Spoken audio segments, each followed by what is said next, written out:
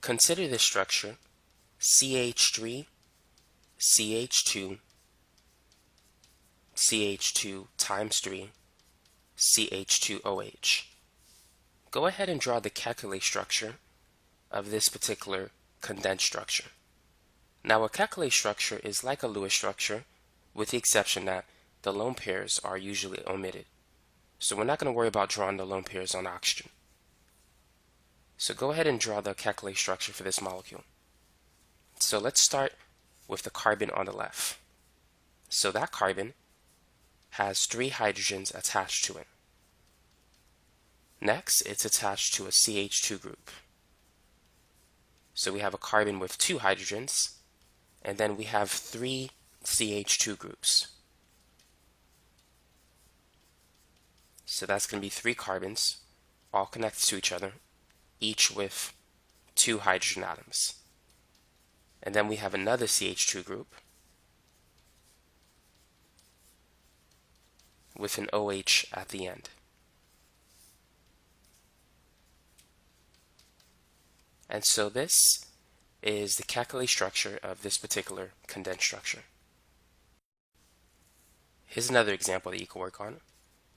Draw the calculate structure of CH3, CH, Br, CH2, C, CH3 times 3. Take a minute and work on that example.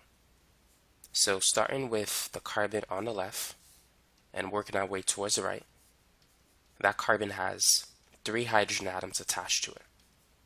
And then it's attached to a carbon atom, which has a hydrogen, and it has a bromine atom attached to it as well.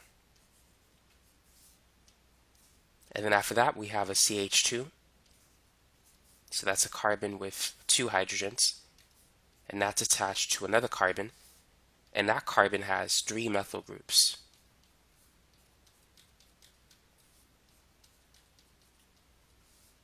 Now, whenever you see a CH3 group, it's always at the end. It can never be in the middle.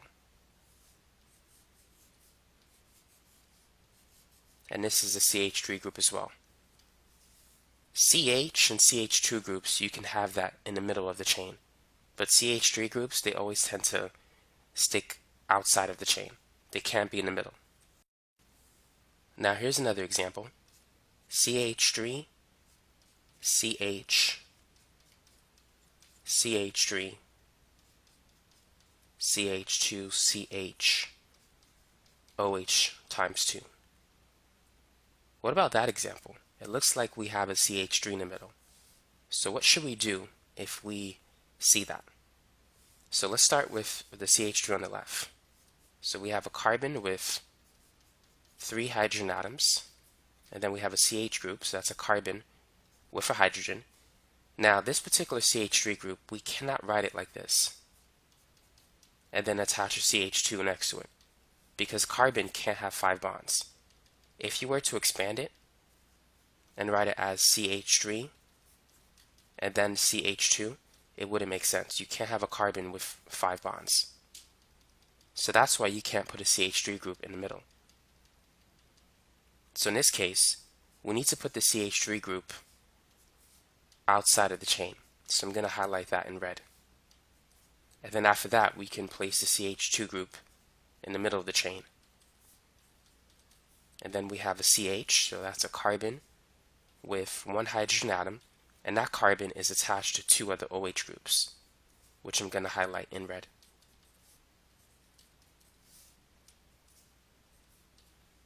And so that's the calculate structure for this particular condensed structure.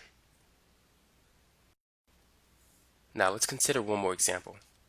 CH3, CH2, C, CH3 times 2, and then CH2, CH, Cl, CH2, CF3.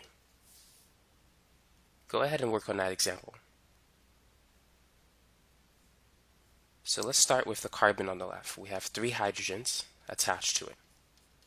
And then we have a CH2, so a carbon with 2 hydrogens. And then we have another carbon with 2 methyl groups. So I'm going to highlight that in blue. And then there's a CH2 group, a carbon with 2 hydrogens. And then we have CHCl. So we have a carbon with a hydrogen and with a chlorine atom, which I'll highlight in green. And then it's a CH2, and then CF3. So the last carbon has 3 fluorine atoms.